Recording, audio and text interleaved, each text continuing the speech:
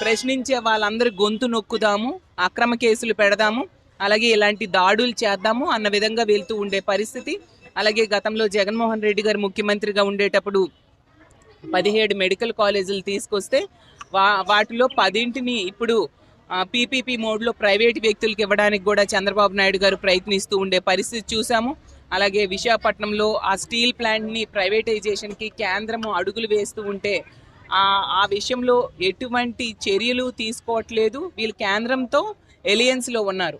వీళ్ళు కనుక మద్దతు ఉపసంహరిస్తే కేంద్ర ప్రభుత్వమే కూలిపోయే పరిస్థితి. వీళ్ళు ఏం చెప్తే వాళ్ళు వినాలి, కానీ వీళ్ళు ఆ అవకాశాన్ని ఉపయోగించుకోకుండా స్టీల్ ప్లాంట్ ప్రైవేటైజేషన్ వైపు కేంద్రం అడుగులు వేస్తున్నా నిమ్మకు నీరెత్తినట్టుగా ఈరోజు ఉండే పరిస్థితి మనం చూస్తూ ఉన్నాము.